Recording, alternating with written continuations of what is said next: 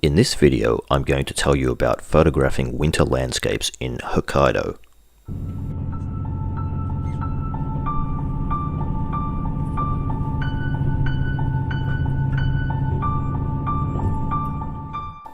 Often in landscape photography, we're capturing many elements and many details in a scene.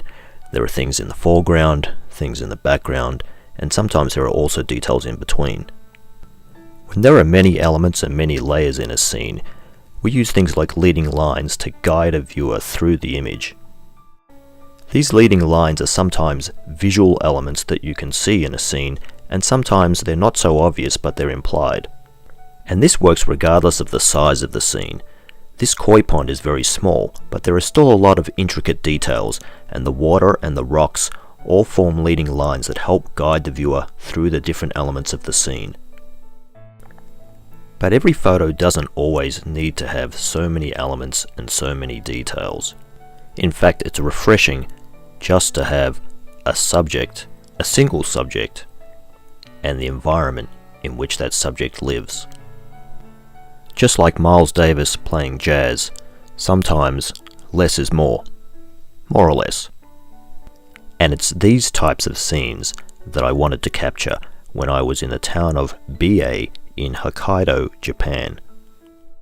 Winter, with all its snow that blankets the ground, and the skies, often overcast, is a perfect time to capture these minimalist landscapes. A single lonely tree out in a field is a perfect subject for a scene like this. Now you might think that with such a simple scene that it's simple to take a photograph like this, but in fact there are a lot of things to think about in the composition. There are so many possible places that you could put that single subject within your scene. And of course, the single subject doesn't have to be a single tree, it could be a single grove of trees. Now the wonderful thing about snow is that it can cover all of the details on the ground, but it also has a record of footprints. So sometimes you'll get to a location and there will be footprints that have been left there by a person or an animal, and you need to decide what you're going to do. So you might decide that you want to exclude the footprints from the image, or you actually might decide to include them and make them part of the story that you tell in your photos, just like I did in these two photos here.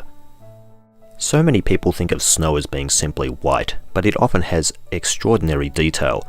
Now sometimes when you have exposed the photo very much to the right, in post-processing you need to pull back the highlights to see some of that detail.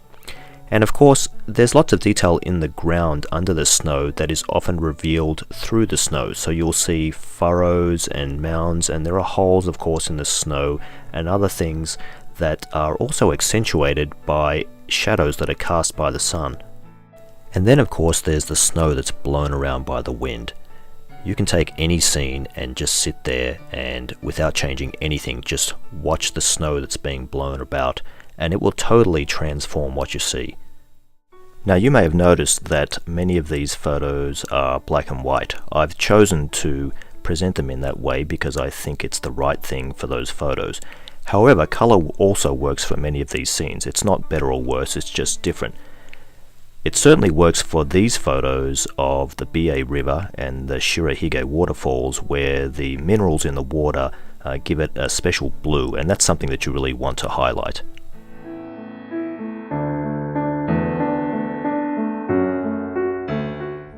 Well, I hope you enjoyed that video. If you like it, please give it a thumbs up, subscribe for updates, and I'll see you in the next one.